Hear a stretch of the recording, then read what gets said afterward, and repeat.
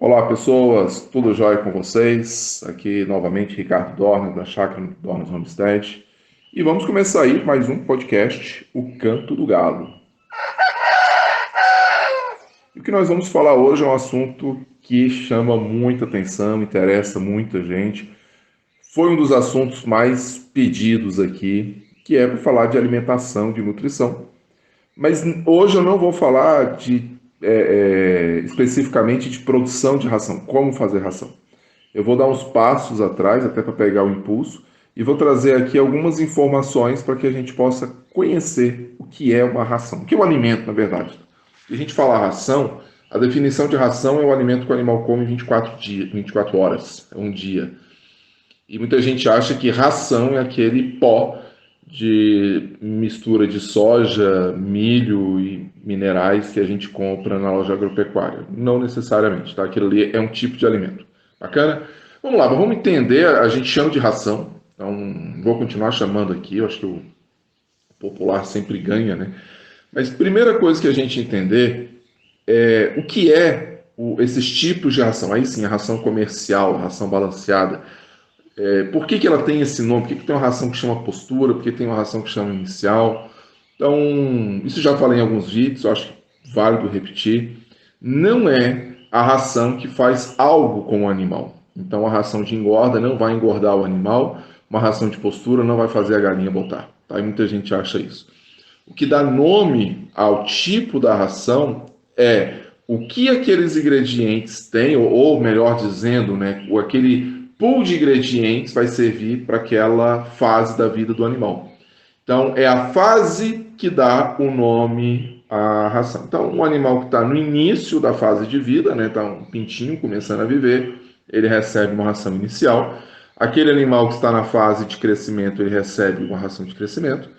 Aquele animal que está na fase final ali por abate, ou seja, ele está engordando, ele recebe uma ração de engorda, e esse nome não é o nome mais correto, tá? Ração de engorda, o correto é ração de terminação, porque você vai finalizar, você vai terminar aquele animal para o abate, e quando entra em produção aí de ovos, né, ração de postura, assim por diante. E aí, claro, vieram outras rações para tentar aí preencher alguns gaps, né, algumas falhas que tem. Então, eu preciso de uma ração muito melhor para o início da produção, aquele iníciozinho, a primeira semana, os primeiros 10 dias. Já existe uma ração inicial, então vamos chamar de pré-inicial. Ah, eu não posso mudar a minha ração de crescimento para a postura das minhas frangas. Então vou fazer uma ração de pré-postura. Tá? Aí vem ração de galo, ração de combatente, enfim. Então, voltando aqui, não é a ração que faz aquilo com o animal, é a fase de vida do animal que dá nome à ração. E aí o que a gente tem que entender para a produção dessa ou para a escolha dessa ração? Nós temos basicamente dois tipos de ração. A farelada, que é uma ração com partículas muito pequenas ali, a ração triturada, né, esmagada, ou desintegrada, que é o nome correto, e misturada, e a ração peletizada ou ração triturada. A ração triturada nada mais é do que uma ração peletizada quebrada. Tá? Qual que é a vantagem de uma, vantagem de outra? Para a galinha, que ela tem uma moela, para as aves que têm moela, diferentemente, vamos supor, de uma vaca ou do cachorro, o tamanho exatamente da partícula não interfere na digestão. Por quê? Porque a moela vai esmagar. Nós temos, inclusive, pedrinhas na moela que facilitam esse processo. Então, se você der o milho inteiro, e já ouvi dizer que não pode dar milho inteiro para galinha, conversa das mais fiadas. Então, se você der um milho inteiro, esse milho vai ser totalmente desintegrado. Se você der um milho inteiro para o porco, você vai ver alguns pedaços de milho nas fezes do porco e tal. Então, é um sistema digestivo diferente. Então, o tamanho da partícula não interfere. Qual que é a vantagem, então, de uma ração peletizada ou de uma ração triturada? É que você consegue dar em cada bocada todos os ingredientes que a ave precisa. Então, se você tem uma ave de alta produção, uma ração triturada, ela vai demonstrar, né, ela vai permitir que a ave demonstre aí um desempenho melhor. Se você tem uma ave de média produção, dificilmente você vai perceber, você tem que ter aí um critério estatístico muito grande para você notar a diferença, tá? Por que isso? Porque a ração farelada, Os micronutrientes eles são mais pesados, eles tendem para o fundo, então alguns animais vão comer primeiro, vão comer a ração mais leve, vão comer mais farelos, enquanto outros animais vão comer depois, vão pegar mais o fundo ali, vão comer mais minerais. Não é algo que de fato impacta uma criação caipira, mas essa é diferente. Aqui para as galinhas eu dou a ração triturada, para os frangos depende do preço da ração, eu prefiro a triturada, mas quando passa aí de R$ 2, R$ 3 o saco, eu compro a farelada. Atualmente eles estão comendo ração farelada. Tá? E aí eu vou falar bem rapidão aqui dos tipos de ingredientes, da digestibilidade e tal. Idealmente, nós precisamos de ingredientes nobres. O que são ingredientes nobres? Basicamente, farelo de soja, milho, farelo de arroz, são ingredientes que têm uma altíssima digestibilidade. O que é isso? Aquilo que a ave come, ela vai transformar de fato em energia, em proteína, aminoácido, ela vai transformar em ovo, pode transformar em carne. Uma ração com baixa digestibilidade, aqui o capim, por exemplo, ela vai defecar, ela vai produzir fezes e não vai conseguir absorver os ingredientes que tem ali. Então, você dá um capim aí que tem 15% de proteína, ela não vai absorver esses 15% de proteína. Tá? Não sei quantos por cento, mas não vai absorver, por melhor que seja a moela da ave. Se você der aí um farelo de arroz, que tem mais ou menos isso, ela vai absorver muito maior. Então, quando a gente pensa na digestibilidade, está falando de ingredientes mais nobres, ingredientes melhores. Se você tem uma ave de altíssima produção, pessoal que gosta das Leghorns aí, dessas galinhas de gaiola, né, híbridas de gaiola, ou aquele frango caipira ultra precoce, que a previsão abate com 84 dias, beleza, dê só ração mais nova. Se você tem aí uma galinha caipira que não é tão precoce assim, aquela mais pé duro, então pode dar uma mesclada, você pode colocar um ingrediente aí menos nobre, ou seja, com a digestibilidade um pouco menor, tá? E aí o que você tem que entender na hora de você trabalhar essa ração para o animal? Vamos pensar essa galinha de gaiola, uma Leghorn, ou Leghorn, se preferirem, que ela tem aí uma capacidade absurda de produção de ovos. A genética dela permite que ela produza aí 330 ovos por ano. Por ano, não é por ciclo, tá? Por ciclo, sei lá, ela vai produzir aí talvez 450, 500, eu tenho que fazer a conta, certo? Se você pega essa galinha e você complementa a ração dela com ingredientes menos digestíveis, tá? Então você coloca mais farelo de trigo, você dá mais resto de comida, o que sobra da mesa, né? Arroz, feijão, da nossa comida. Se você deixa ela pastar, ou se você fornece mais capim, frutas, ela não vai ter os ingredientes necessários naquele intervalo de 24 horas que ela está produzindo os ovos para produzir aquele ovo.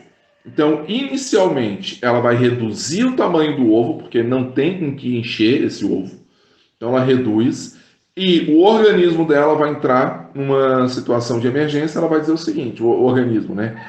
Olha, vamos parar de botar porque está complicado. A gente está tirando a energia do corpo para produzir ovo. Isso, no período prolongado, faz com que a galinha morra, de fato morra. Então, ela para de botar. E aí, a depender da época do ano, ela pode entrar numa muda, ela pode ficar com a pausa, ela pode voltar a botar e tal. Então, esses complementos, eles têm que estar de acordo com a genética. Se você pega um Embrapa 051, que é uma galinha para piso, uma galinha desenvolvida para a produção aí de ovos no sistema semi-intensivo, né? Ou seja, dá ração no coxo e ela fica solta, você pode complementar com resto de ração, com frutas, com capim, porque ela nunca vai atingir uma produção de 330 ovos por ano.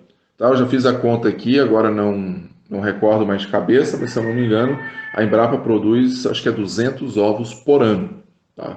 Uma produção aí talvez de 350 ovos por ciclo. Então o que acontece? Dentro de um período, tá, o período da produção de ovos, ela consegue ter armazenado esse nutriente e aí ela vai produzir esses ovos.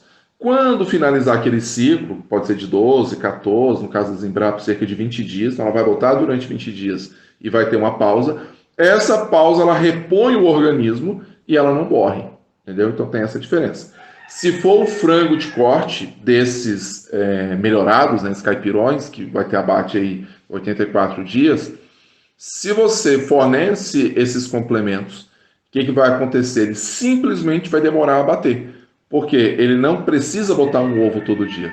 Então ele vai fazer o quê? Ele vai ter menos nutrientes para absorver e transformar em músculo. Então ele atrasa o abate.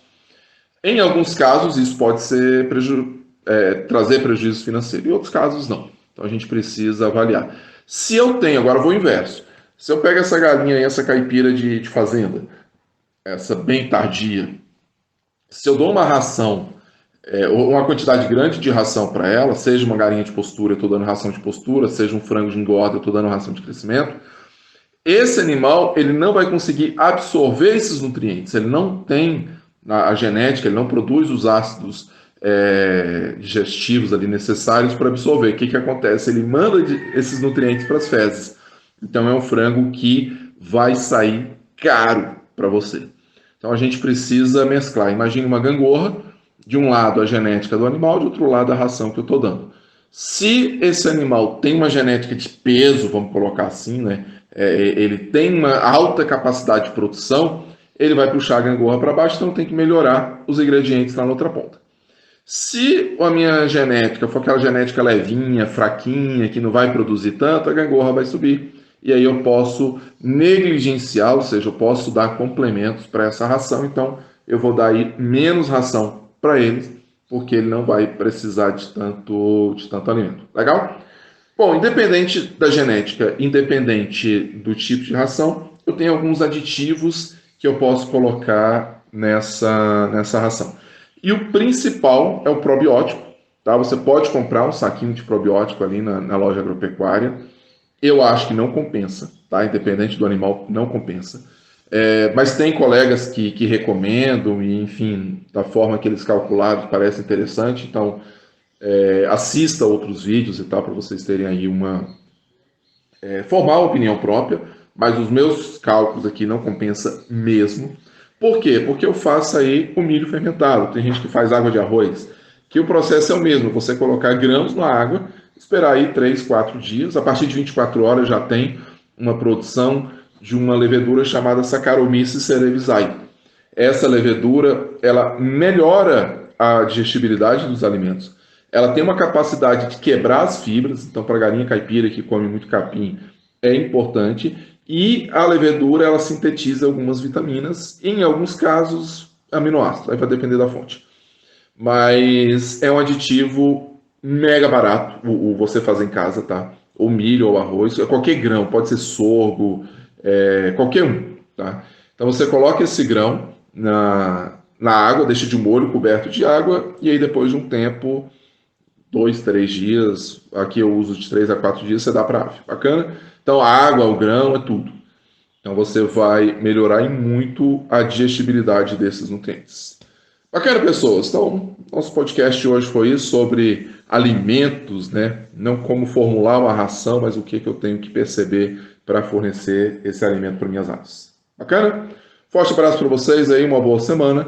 Semana que vem tem mais. E você que ficou até aqui, não esqueça de curtir o vídeo. Um abração.